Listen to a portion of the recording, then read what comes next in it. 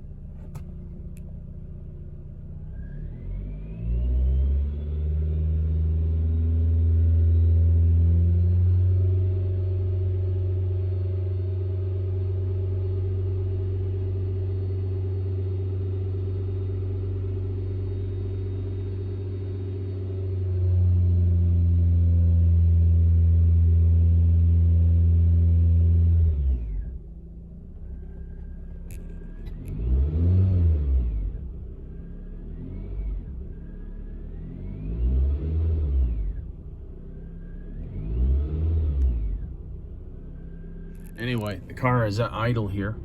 I can definitely smell an odor coming from in and around the alternator, the acrid electrical smell. And what I'm looking at here is actually the ripple. And what I see here is not really making any sense. I'm picking the voltage off on my breakout box here from the data link connector, just across pins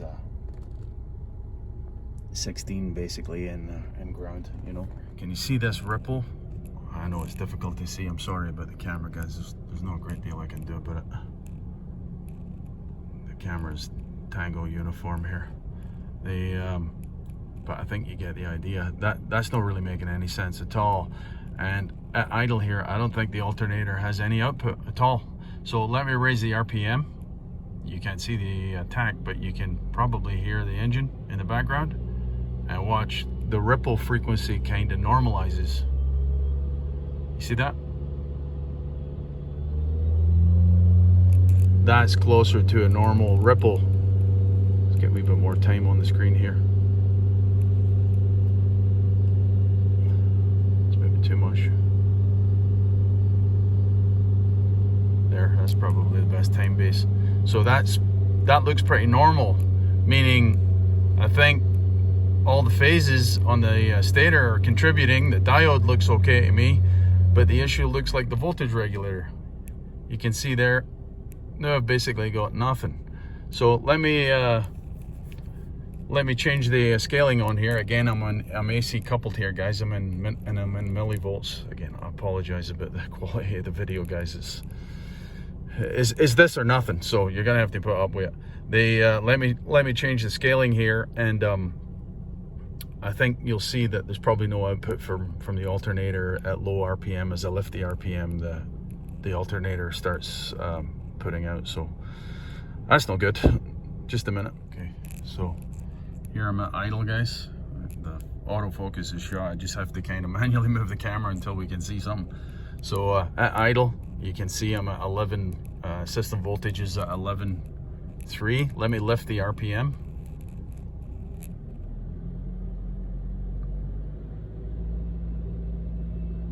And there you can see we have actually some output from the alternator, right? You can see about a ripple on the line there.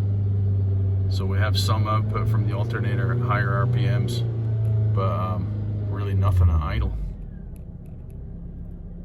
And that was reflected on the ripple, wasn't it? So it's kind of interesting. I've never really noticed that before. But whatever's going on in the regulator, it's not at low RPM. It's just not generating anything, and the signature of the ripple frequency actually tells you that it's not normal. But it is normal at higher RPM. So let's one more time go back to the ripple here. Coupled. Let me change the scaling.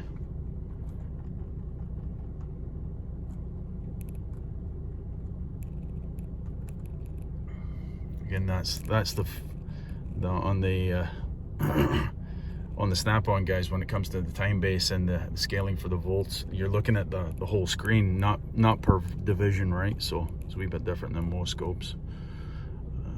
Let me move that up a bit.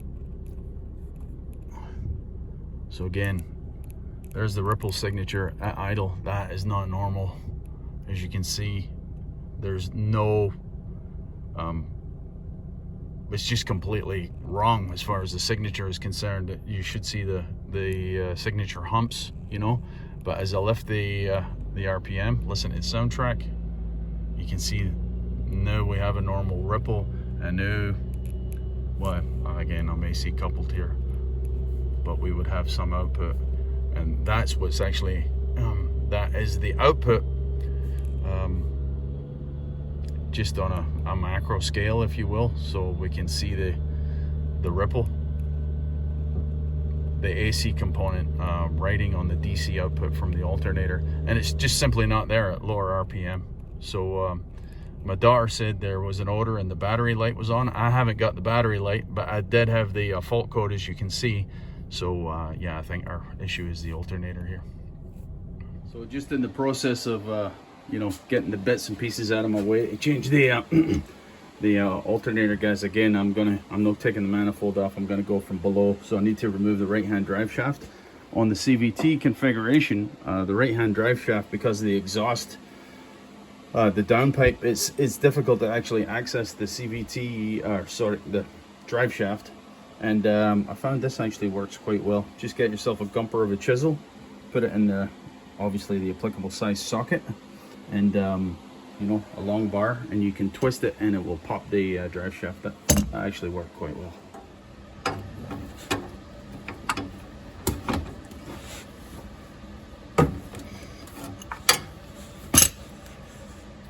So looks identical to the one I just removed. In fact, this one doesn't look that old to me.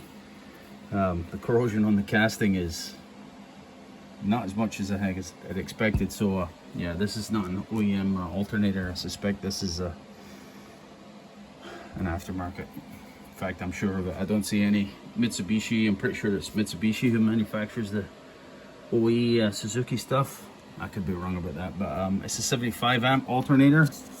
As in fact spec'd out for 75 amps. The manual says 75 amps for the CVT equipped cars, which is really strange to me. Why would you put a smaller alternator? The basic cars, if stripped down cars, have 80 amp alternators.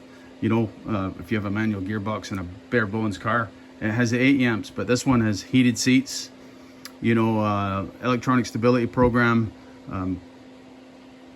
and a bunch of other options I can't think of.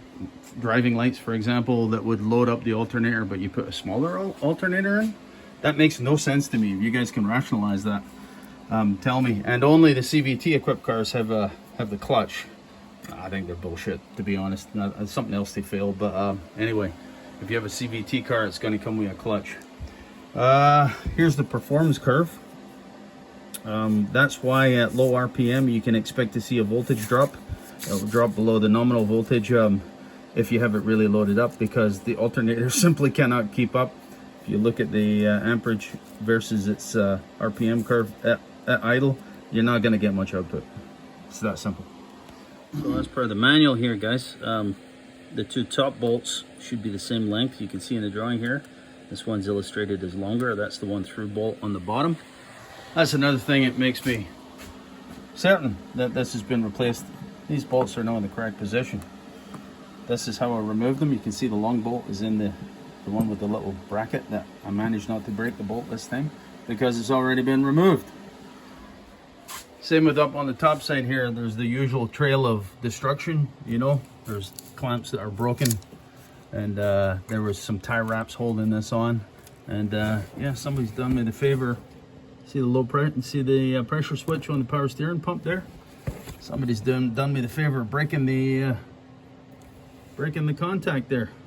Nice. Thanks. Little skiff to anti-seize on the threads there, won't go wrong, guys. I did manage to shear that one in the past, if you recall. That's the one that's prone to breakage, being the smallest, of course, if it's seized in the block side. And these will help you out a great deal. Couple of flex head ratchets short, if you can manage it, would be great help. Oh, that's the new alternator in, guys.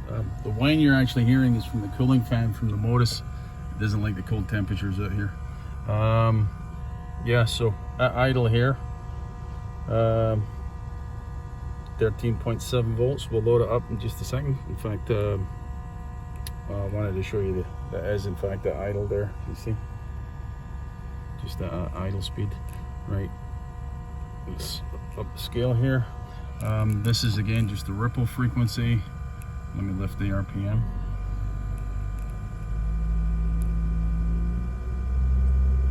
And you can see right at idle, the ripple frequencies half sensible, unlike the original alternator there, right? So okay, let's load it up. Just keep an eye on the voltage here. Turn the blower on. Seat heaters. Lights are already on. Driving lights. And we've got 12.6, 12.8. Again, that's at idle, guys, right? Let me prove that to you. There's the engine speed there. Again, sorry about the quality of the video, guys. Let me just lift the RPM just a little bit. Let's go to 2000 RPM, which is what the manual tells you to check the alternator output at. I'll get it as close as possible. That's fine. Healthy. So, let me turn that off just so you can hear me. Unload it here.